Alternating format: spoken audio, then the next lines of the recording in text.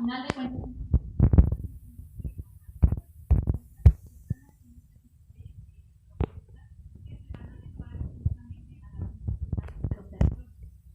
considerar algo muy importante. Todas estas propuestas no son ajenas a lo que está pasando en el comercio internacional.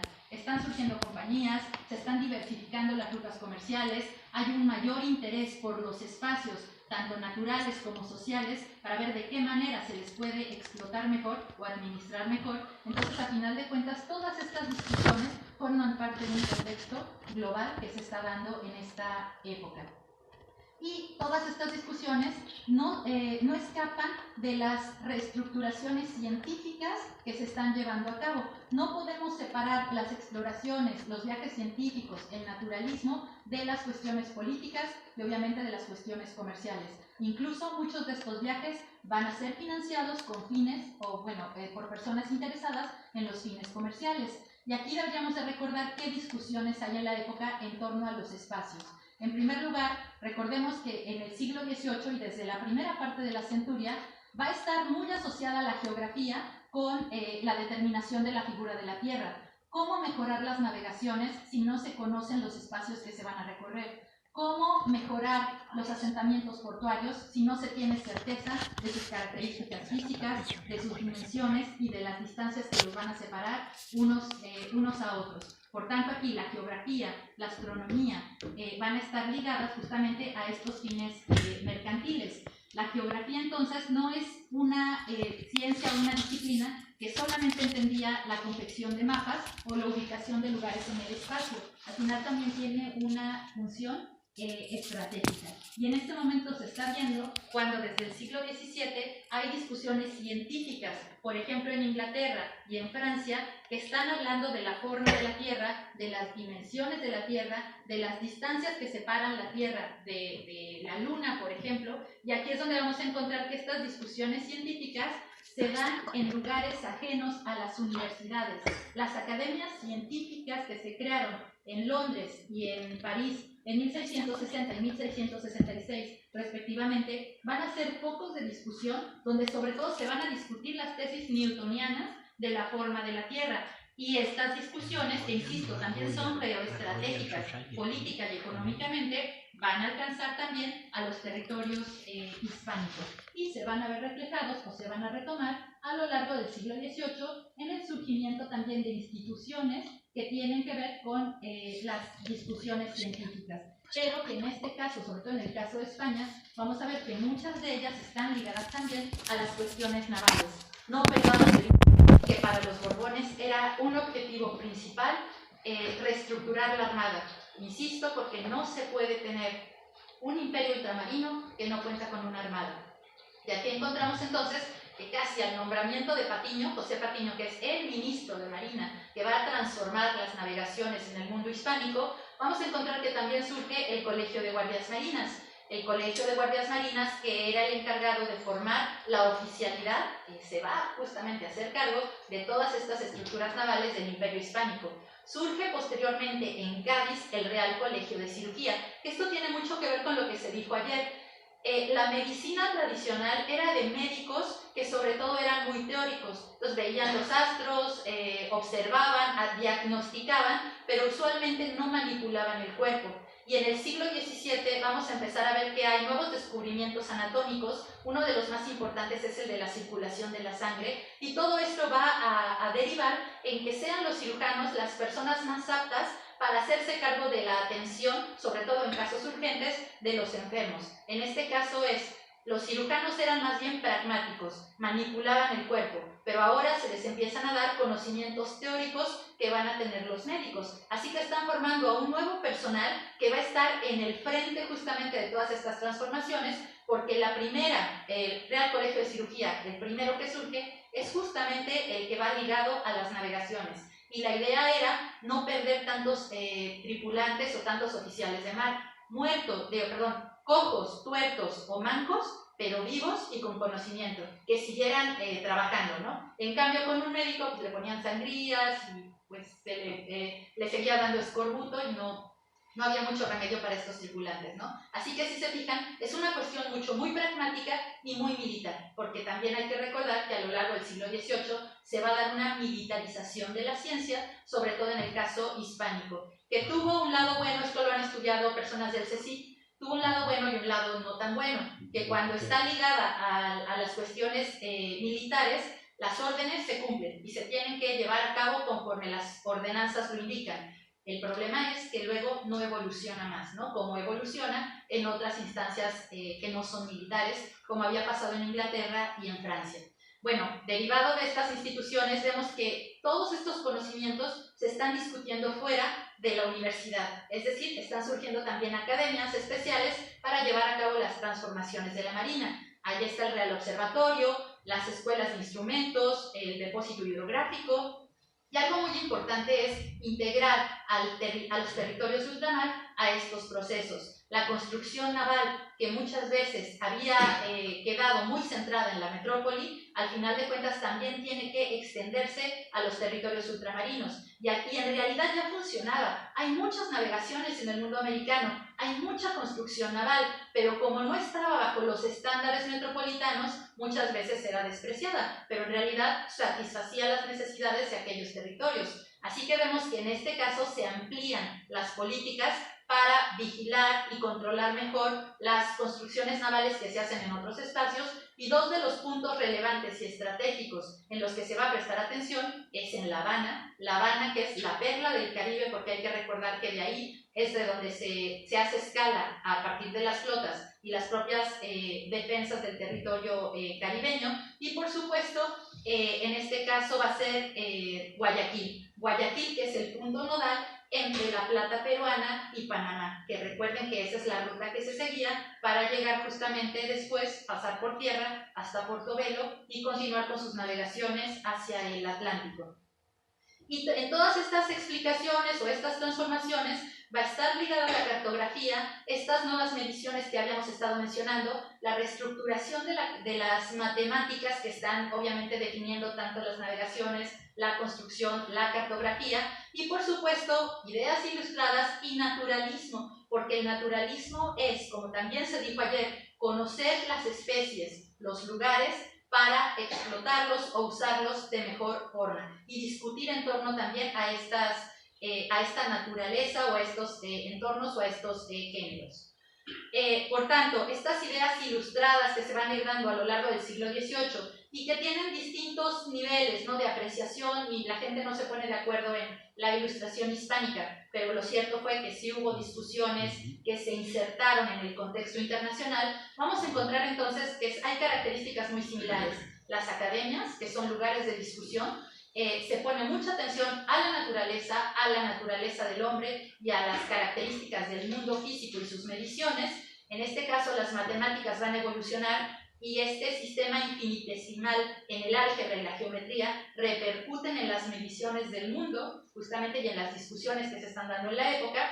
Influye todo esto en la elaboración de mapas, e incluso estamos viendo que a lo largo del siglo XVIII, sobre todo en la segunda parte, esto implica también las mejores mediciones de los tiempos y de los espacios en ultramar. Y una de las razones para ello fue el cronómetro Harris, que en realidad hubo muchos cronómetros, pero hay que recordar que este fue muy revolucionario porque el Parlamento inglés había sacado una convocatoria para que justamente se hiciera un reloj que midiera de mejor forma los tiempos de navegación, porque la manera de medirlos antes era con ampolletas de arena, ¿no? Entonces tenían que darle la vuelta, medir más o menos cuánto tiempo hacía, y ahí iban midiendo el tiempo que se recorría en la navegación. Pero si la arena era ya muy gastada, pues la arena pasaba muy rápidamente. Si se mojaba, pues ahí se quedaba atorada, ¿no? Entonces no era como muy preciso. Por tanto, estos cronómetros van a jugar un papel relevante en cuanto a la revolución de la cartografía y del conocimiento de las navegaciones. Y esto es lo que permite que a lo largo del siglo XVIII se hagan distintas mediciones como base. Y por eso aquí también es algo muy importante. No podemos pensar en la ciencia que se está dando en la época de una manera aislada, sino que vamos a ver que hay proyectos que son internacionales en los que varias coronas van a estar participando, pero también los territorios de ultramar tienen que ver en estos procesos. Y las noticias que se van a ir dando sobre estos viajes también repercuten en el mundo americano, porque desde estos lugares también se llegan a hacer mediciones y se van a compartir las informaciones. Así vemos, por ejemplo, que en 1736 la expedición de la Condamine, van dos oficiales del Colegio de Guardias Marinas, es una expedición francesa, pero que tuvo que recurrir a los españoles. Les mandan dos guardias marinas, pero al final, ¿a dónde van? Al Ecuador. ¿Por qué? Porque tienen que medir la distancia de los polos para saber si Newton está bien. ¿Los polos son achatados o son redonditos? Y al final solo se podía hacer desde la mitad de la Tierra. Por eso se van al Ecuador y al final se dijo que Newton era el que tenía razón. En el 51, por ejemplo, también hay expediciones inglesas, francesas e hispánicas que se posicionan en distintos puntos del planeta para hablar justamente de la distancia que hay entre Marte y la Luna, y esto solo se podía hacer con conocimientos astronómicos. Y en la década de los 60 vamos a ver que en dos ocasiones se hace una medición también del tránsito de Venus por el disco solar, es decir, un eclipse, y a final de cuentas todo esto sirve para hacer mediciones respecto a la posición de la Tierra también. Entonces, esto, insisto, a final de cuentas es cooperación también que se va haciendo desde distintas academias científicas que se van compartiendo todas estas informaciones y que muchas veces están por encima de los conflictos internacionales, ¿no? Entonces, aquí vamos a ver que el conocimiento de la Tierra en general y de diversos aspectos de de la Tierra, perdón, va a jugar un papel principal en las transformaciones del siglo XVIII, y aquí las navegaciones también juegan un papel principal. Pero muchos de estos fines, insisto, son políticos y comerciales. Por tanto, aquí vamos a encontrar mucha de esta financiación. Bueno, una imagen del cronómetro Harris y de Harris, ¿no? Aquí está, si se fijan arriba, la ampolletita y obviamente el cronómetro, ¿no? Como para que vean la evolución que tuvo en este sentido. Y esto es lo que permite que el siglo XVIII tenga muchas expediciones, y uno de los espacios marítimos más recorridos y más registrados en estas expediciones científicas es el Pacífico. Algunas de las expediciones que se van a dar son justamente la que habíamos mencionado de Condamine, que es la Comisión Científica hacia el Ecuador, y posteriormente vemos que está la francesa de Bougainville, la inglesa de Byron, la inglesa de Wallis y Carteret, la de James Cook, que va a ser revolucionaria en cuanto al uso incluso y la posición de los ingleses en el Pacífico, la Perus, que es una de las interesantes que mandó muchísima información y que al final se perdió, naufragó y bueno, hasta el siglo XX se supo dónde naufragó, y en el caso español, la de Alejandro Malaspina. Pero aquí deberíamos de recordar también que no sé si alguna vez han visto Capitán de Mar y Guerra, la mayoría de estas expediciones van con el cartógrafo, con el botánico, con el científico, con el dibujante, y de todo esto se va a derivar en nuevos registros botánicos, obviamente, naturalistas en general, ahorita vamos a ver algunas imágenes, cartográficos, etnográficos, porque van a empezar también a registrar a las personas de los lugares que están visitando, y por tanto por eso se convierten en expediciones científicas. Pero esta cientificidad, insisto, va acompañada de redes políticas, porque muchas de estas expediciones están siendo ordenadas por las propias monarquías. ¿Qué pasa en el Pacífico? ¿Qué es lo que venía sucediendo y por qué de repente se convierte en una zona de lucha constante? Habría que recordar que desde Tordesillas se había acordado que los únicos que podrían hacer navegaciones transpacíficas eran los castellanos, ¿no? ¿Por qué? Porque hay que recordar que Tordesillas viene del lado divide Brasil, pero por el otro lado viene el antimeridiano. Y el antimeridiano marcaba que las Molucas, en teoría, eran para los portugueses. Pero esa fue una discusión que siempre estuvo latente. Pero lo cierto fue que cuando ya los castellanos desde Nueva España organizan todas estas expediciones de reconocimiento y posteriormente de ocupación de las Filipinas, en lo que esto va a derivar es que los portugueses se van hacia el Índico y los castellanos sí cruzan el Pacífico. Y esta era como la regla que se había mantenido.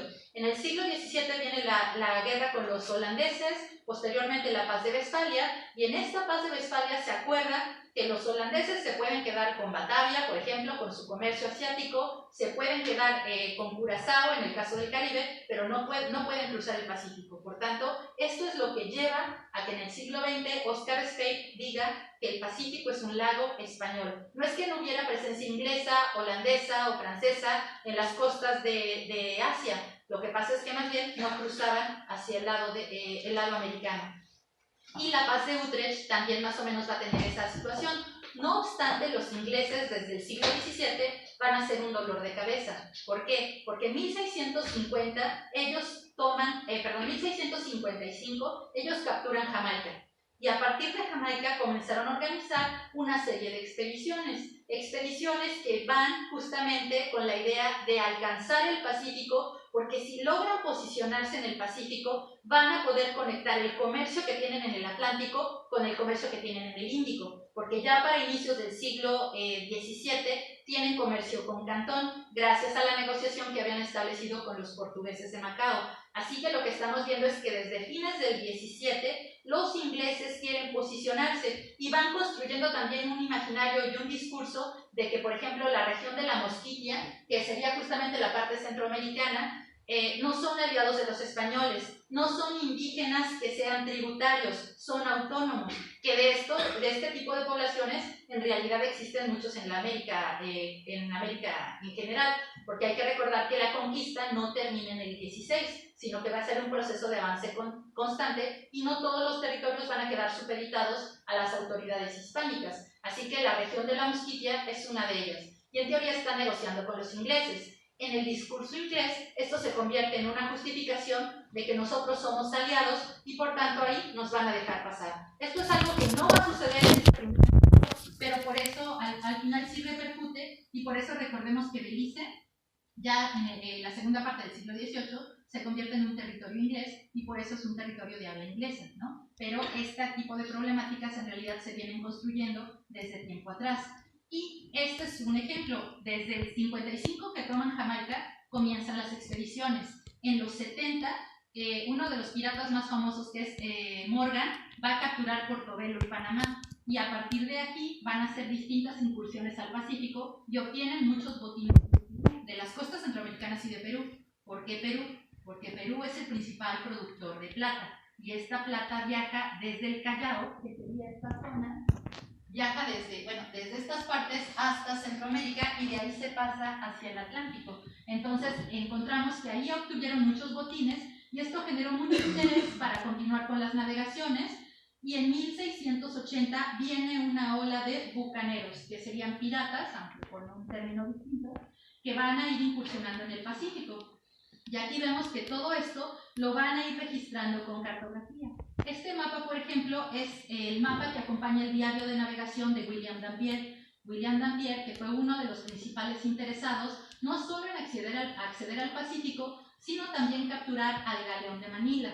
Para capturar al galeón de Manila no podían conformarse con quedarse simplemente en las costas centroamericanas o en las peruanas, sino que tenían que acceder también a las novohispanas. No sé si alcanzan a ver la ruta, Cabo Corrientes, y por allá justamente es por donde pasa la expedición de William Dampier, que es de los primeros en el siglo XVII que está así como insistiendo en que debe de capturarse esa embarcación, que en realidad una captura se había dado en el siglo XVI, por tanto él quería como repetir esa gran hazaña y de hecho se llamaba el mejor botín de todos los tiempos, ¿no?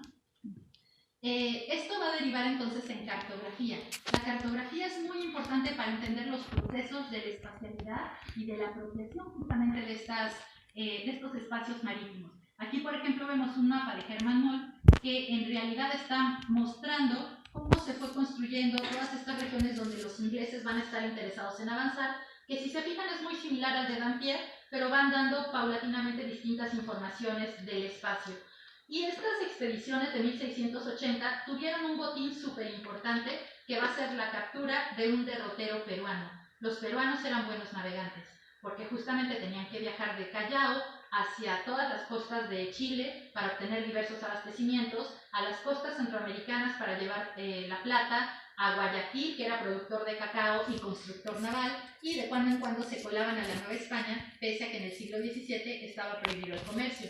Pero todas estas incursiones derivaron en una serie de mapas, y los ingleses en 1680 les van a capturar una compilación de mapas, que inmediatamente retoman, se la mandan al rey de Inglaterra, se lo da un cartógrafo que va a ser Hermann Moll, e inmediatamente empieza a hacer mapas traducidos al inglés y con señalamientos que les van a ser de utilidad a estos navegantes ingleses. Así vemos que este mapa del Atlas de William Hack, si se fijan es la misma expedición que vimos antes de Sharp, bueno, es este mapa, si se fijan es lo mismo, pero está marcando la expedición de Sharp, pero con informaciones más actualizadas que han sido retomadas del derrotero peruano. Y este mapa o este atlas de Hack va a ir evolucionando y cada vez va a ir proyectando más el espacio marítimo que es el Pacífico. Y así vemos entonces esta nueva versión, que hay muchas versiones de este atlas.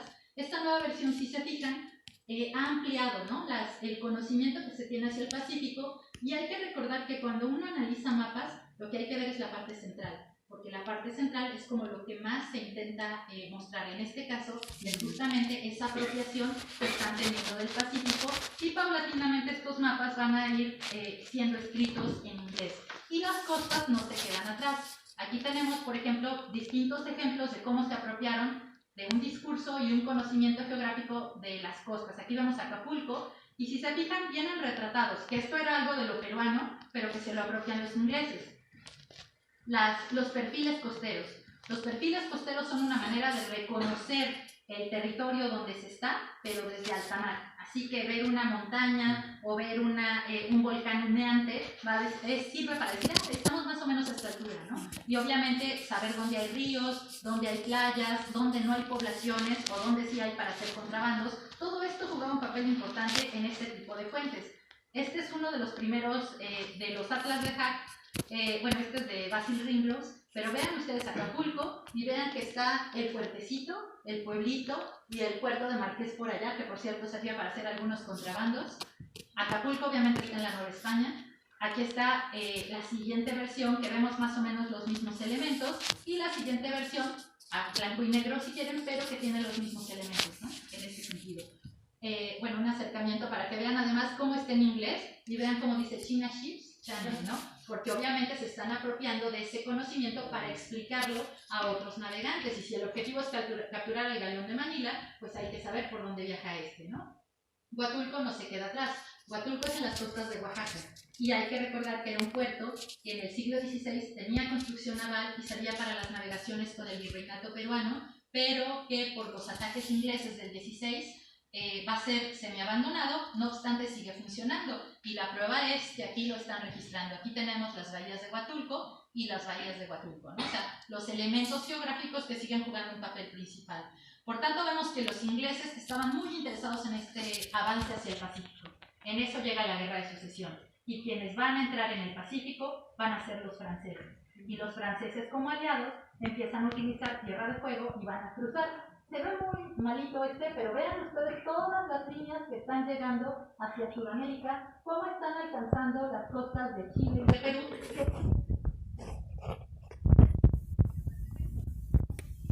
para llegar justamente a territorio chino. Van a llegar a Cantón, y aquí vamos a ver entonces que los franceses empiezan a construir un avance justamente hacia este espacio marítimo, que incluso llegan a hacer proyectos. Este proyecto, por ejemplo, de 1709, es un mapa de una navegación francesa, pero aquí el navegante francés nos dice en su crónica, sí, y entonces pasas por acá y luego te vas por el norte de Filipinas y llegas rápidamente, e incluso desde ahí te puedes regresar a las costas de la Nueva España, lo cual estaba prohibido, ¿no? Porque solo les habían dado licencia para comerciar con Chile y Perú durante la Guerra de Sucesión, pero estamos viendo que hay una proyección al Pacífico con fines mercantiles. No se pueden tener esos fines mercantiles si no se conoce el espacio, ¿no? Bueno, en la Guerra de Sucesión también van a avanzar los ingleses. Encontramos un navegante importante que va a ser Woodes Rogers. En el siglo XVIII, los bucaneros van a dejar de tener presencia, y más bien las navegaciones inglesas van a estar a cargo de oficiales que reciben el encargo de la monarquía de atracar los asentamientos hispánicos cuando se tiene guerra. Este es el caso de Woodes Rogers. Él va a transitar por las costas del territorio americano, pasó por Tierra de Fuego, hizo algunos saqueos en territorio chileno y peruano en momento de guerra, por tanto es totalmente permitido o justificado, y va a llegar a las costas de la Nueva España y va a capturar algo que William Dampier quería, un galeón de Manila, ¿no? Y a partir de esta captura, otra vez la idea de tener ese gran botín va a seguir estando en el imaginario de los ingleses. Y los ingleses, a diferencia de lo que pasaba en el mundo hispánico, escribían mucho sus diarios de viaje, sus aventuras, describían el territorio, muchas veces describían más sus hazañas y describían mal el territorio, pero no obstante eso seguía despertando el interés de otros ingleses para que se lanzaran al mar. Y en esto la cartografía sigue jugando un papel principal. Y vemos que en el caso de Woodes Rogers se hicieron muchos mapas que luego van a derivar en propuestas cartográficas. Esta es la propuesta cartográfica de la Compañía del Mar del Sur. Cuando termina la Guerra de Sucesión Española, es la Compañía del Mar del Sur que a nombre de los ingleses recibe la concesión del asiento de negros y el navío de permisión. Y por tanto ellos ya estaban proyectando cómo dirigirse al Pacífico. Pacífico y Mar del Sur es lo mismo, ¿no? El Mar del Sur es una manera de llamar al Pacífico. Así que esta Compañía del Mar del Sur en su nombre traía sus intencionalidades, ¿no? Sin embargo, esto al final no va a trascender. Se firma la paz de Utrecht, se negocia con los ingleses, ellos se van a quedar en el Atlántico, pero ahora reestructurar las marinas, hay que recordar que tenía que ver también con el paso de los enemigos del Atlántico al Pacífico. Y no es solamente Tierra de Fuego y no es solamente Centroamérica, sino que también es la parte septentrional. Desde el siglo XVII, los franceses se han establecido en la Luisiana y obviamente las colonias inglesas están avanzando también. Y esto lleva a que se haga cartografía alarmando, llamando la atención de que tiene que poblarse los territorios septentrionales y tienen que protegerse también los litorales del Atlántico y del Pacífico para evitar que los enemigos accedan a la Plata. Porque si se fijan en este mapa, por ejemplo, se está viendo el Golfo, se están viendo los territorios franceses, pero vean dónde está Santa Fe. Y Santa Fe es una zona minera. Por tanto, hay que evitar estos avances. En la década de los 40 vuelve a desatarse la guerra contra Inglaterra y esto va a derivar en que haya otro inglés que se llama George Anson, que va a cruzar el estrecho, Tierra de Fuego, va a hacer distintos ataques a lo largo de las costas americanas, las va a cartografiar, pero después de esta expedición, que por cierto también va a capturar a un galeón de Manila, pero esta vez en las afueras de Filipinas, lo que vamos a encontrar es que este oficial llega al almirantazgo y dice que esto de querer ocupar un asentamiento americano no es pertinente, porque no hay la disposición de las poblaciones americanas. Y es que el objetivo de Anson era que tenía que posicionarse en Panamá, mientras que Edward Vernon tenía que posicionarse en Portobelo, y de esta manera iban a crear un puente que comunicara al Atlántico y al Pacífico. Ellos debían de capturar Centroamérica, que es algo que no se va a lograr. Así que después del viaje de George Anson, se hizo mucha cartografía, pero se decidió que esta no era la manera de avanzar por estos territorios, ¿no? Y aquí es donde vamos a ver que empieza a haber reacciones también de la monarquía hispánica, pero sobre todo ante los viajes de James Cook. James Cook, que forma parte de estas expediciones científicas, es de los más representativos por parte de los ingleses, es el que lleva el cronómetro Harris, tiene la obligación de explorar el Pacífico, de ver dónde se pueden posicionar los ingleses, de ver si existe una zona de comunicación hacia el norte, el famoso estrecho de Anian, que permita la comunicación entre el Atlántico y el Pacífico, y por muy científico que fuera su viaje, porque va igual con dibujantes, con botánicos, con un montón de personajes, digamos, que sí están vinculados a las academias científicas, de todos modos tiene fines mercantiles. Y estas expediciones, que en realidad hizo 3, va a lograr algo que venían buscando los ingleses: posicionarse en el Pacífico. ¿Dónde? En las Islas Sandwich y en Tahití. A partir de aquí vamos a encontrar que los ingleses se ubican en una zona estratégica en el Pacífico, a partir de la cual van a extender sus navegaciones tanto al mundo americano como al mundo asiático, que en realidad, sobre todo en el asiático, ya tenían presencia porque tenían factorías en el Índico y porque tienen relaciones comerciales con los chinos a partir de Cantón. Y todo esto deriva también en cartografía. Bueno, serían mapas que no se ven muy bien, pero que sí, en realidad describe los viajes de Cook, que son 3, y vean ustedes cómo se hace una serie de recorridos, tanto por la parte septentrional como por la meridional, que inmediatamente tienen que ser copiados por otros navegantes. Esto es como para que vieran la síntesis. Y además, los ingleses empiezan a retomar un discurso que es del siglo XVI. En el siglo XVI hubo un navegante inglés que es Francis Drake. Francis Drake es el segundo que cruza el estrecho de Magallanes y que va a ir haciendo distintos saqueos en el mundo americano. Es uno de los que saquea Acapulco, por cierto, pero se va a las regiones septentrionales y nadie supo, ¿no? En el caso hispánico, por dónde habrá regresado.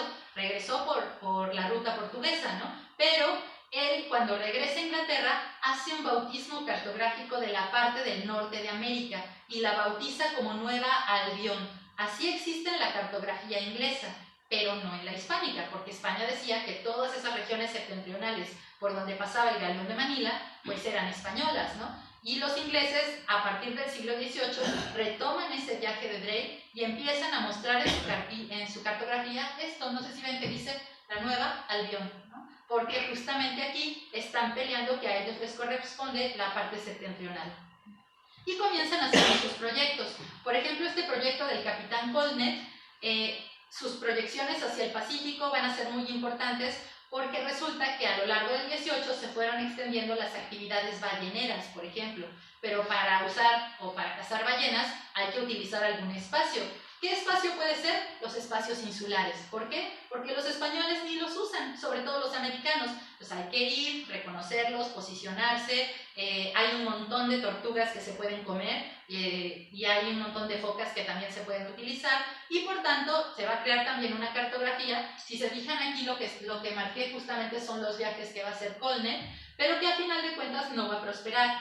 No importa si no prosperan, lo relevante es que hay una proyección y un interés a la que se va a sumar la presencia de los rusos en la de los 60. En realidad los rusos a lo largo del siglo XVIII habían incrementado su presencia, habían ido extendiendo su tráfico peletero. Primero fueron encomendadas expediciones científicas, por eso la de Vitus Bering o la de Kirchhoff van a tener registros sobre la parte septentrional, pero luego van a ser empresas particulares peleteras que van a extenderse hacia Alaska y obviamente estas noticias de la expansión rusa van a alcanzar a la corte española e inmediatamente tiene que haber una reacción. ¿Hasta dónde llega la frontera de la Nueva España? No se conoce porque solo se sabe que pasa el galeón de Manila y es a partir de aquí que comienza una revolución en la ocupación del territorio. Y estos mapas, justamente, que sean en francés o sean en ruso, van a llegar a la corte hispánica y de ahí van a llegar a la Nueva España para que desde este territorio se proteja su propia frontera septentrional. Y a partir de aquí comienza la reacción. Cartografía, donde se sintetizan todas estas informaciones de los viajes de Cook, de los viajes rusos, registros justamente de todas estas exploraciones previas y empiezan a planearse navegaciones propias. Estos mapas, fíjense en este mapa, cómo en realidad está sintetizando muchas de las exploraciones que se han venido llevando a cabo y lo indican. Si se fijan, aquí está la de Bougainville, aquí están los viajes de Cook. Es decir, lo que tiene que hacer España es recurrir a la cartografía y a los conocimientos de los otros. No necesariamente porque, bueno, en muchas ocasiones no tenía registros, porque España se había vuelto hacia el interior a proteger sus fronteras y ahora necesitaba tomar una actitud más hacia el exterior, pero resulta que hacia el exterior están los enemigos, por tanto hay que ir recuperando esa información para poder conocerla y en todo caso refutarla, en el caso de que estuvieran peleando alguna ocupación. Y esto es una de las razones que da origen al Departamento Marítimo de San Blas. El Departamento Marítimo de San Blas, que está en las actuales costas de Nayarit, en el noroeste de México, o en este caso en la Nueva Galicia. Y aquí vamos a encontrar que se funda un asentamiento que en una zona que en realidad ya tenía navegaciones. Había navegaciones perleras, los jesuitas estaban en la California y por tanto les llevaban bastimentos en barquitos que iban de una costa a otra. Por ahí pasaba el galeón de Manila, y sin embargo aquí se funda un departamento marítimo a la usanza de Ferrol, Cartagena y Cádiz, que tiene un oficial militar, un administrador y que va a tener funciones militares de reconocer el territorio, de cartografiarlo y de hacer investigaciones naturalistas, obviamente etnográficas en aquellos espacios. San Blas fue un caos siempre porque es un puerto que está al interior y rodeado de manglares, ¿no? Entonces la gente se quejaba de que había muchos mosquitos, de que a veces se tenían que meter en el agua, había lagartitos también, tenían que rodar en el suelo para que los moscos no les picaran, pero bueno, se mantuvo, ¿no? Pero en teoría era una zona estratégica, tiene muchos árboles, va a tener un astillero, por tanto hay construcción naval, tiene poblaciones al interior que pueden bastimentar y por tanto se convierte en un nodo muy importante que primero empieza con fines militares, pero paulatinamente va a ir teniendo funciones comerciales. Esta sería como la bahía, vean todos los manglares que tiene alrededor. Y para lo que sirve San Blas es para dos cosas. Uno, para desde ahí fomentar la ocupación de la Alta California. Territorios que habían sido recorridos desde el 16, habían sido cartografiados y bautizados, sobre todo las bahías de Monterrey y San Diego, pero es a partir de San Blas en 1768 que no solamente se funda San Blas, sino que se expulsan los jesuitas de la California, por cierto, se mandan ahí a dominicos, y en la Alta California se manda a franciscanos, se manda a pobladores y se crean los asentamientos de San Diego, de Monterrey y posteriormente de San Francisco. Y San Francisco es muy importante porque es el territorio que se va a convertir en la frontera septentrional, sobre todo a partir de que se empieza a pelear esas jurisdicciones con los rusos, pero en especial con los ingleses. Y a partir de San Blas, entonces hay dos tipos de viajes, de ocupación, de abastecimiento hacia la Alta y la Baja California. Recuerden entonces que la Alta California es una invención del siglo XVIII porque antes no existía, todo ese espacio era la California.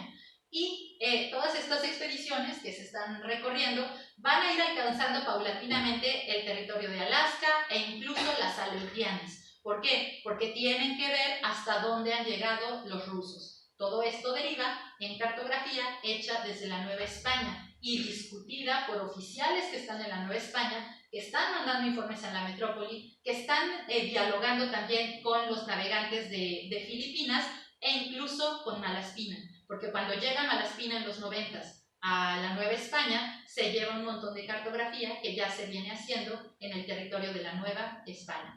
Y así vemos, bueno, solo les paso la cartografía rápidamente para que vean cómo se fue construyendo también ese espacio, bautismos cartográficos, reconocimientos en general, que si se fijan llegan hasta, bueno, más allá de Alaska, ¿no? Pero uno de los puntos nodales de estas discusiones es la bahía de Nootka.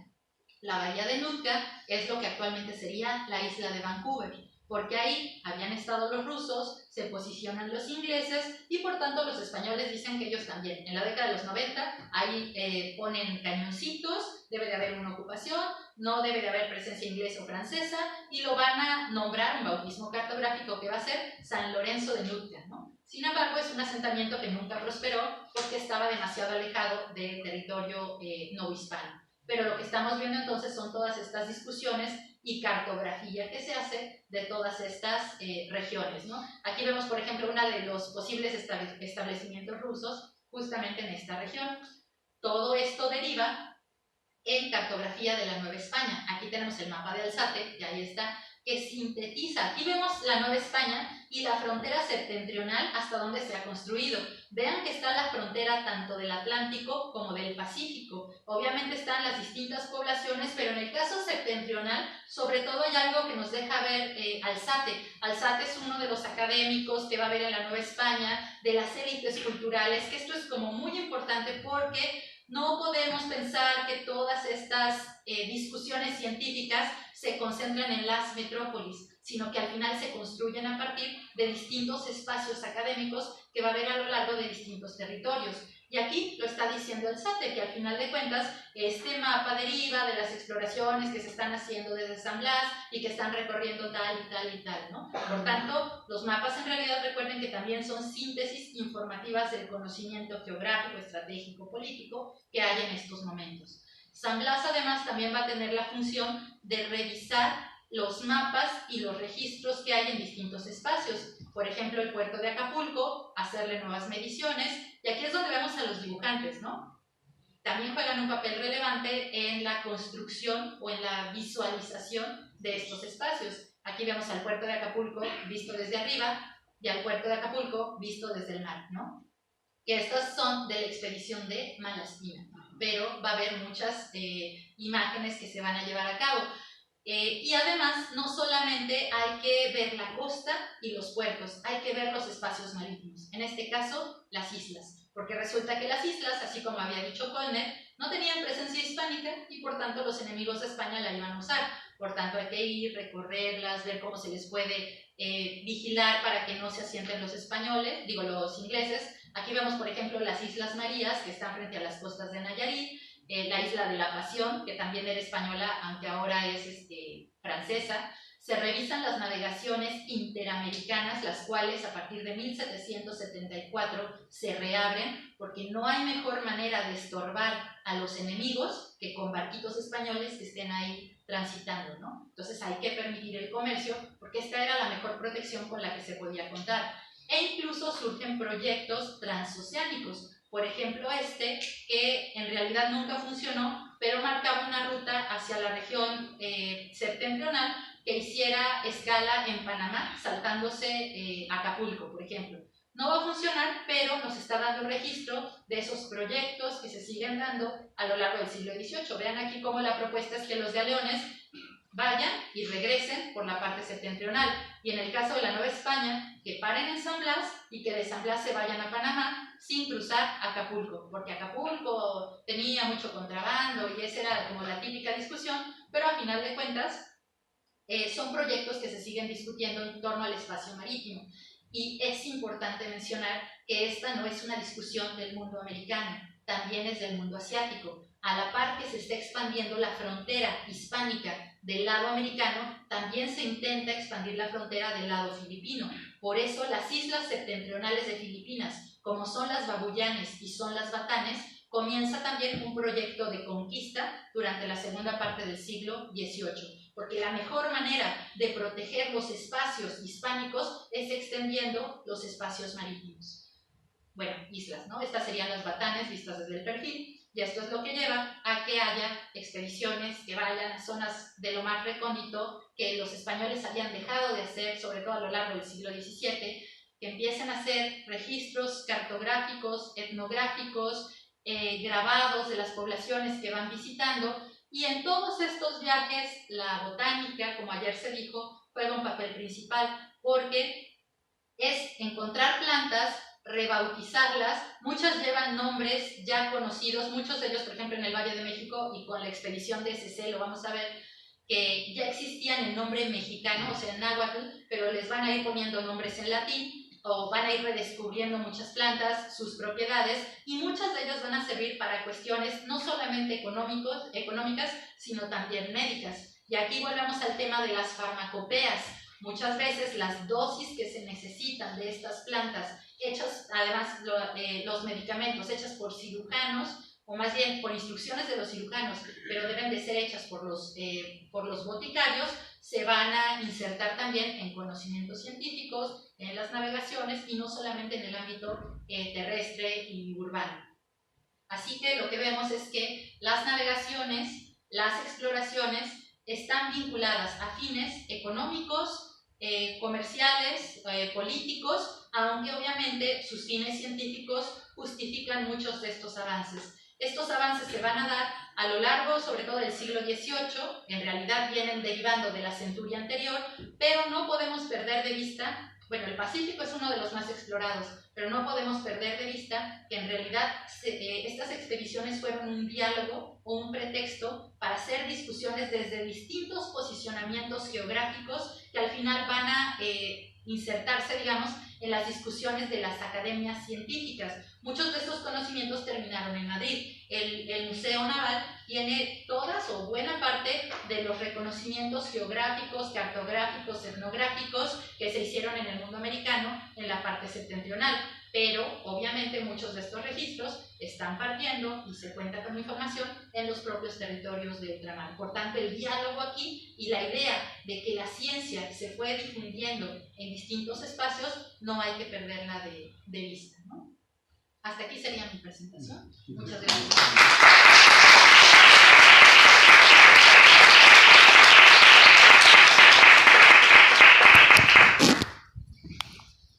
Bueno, pues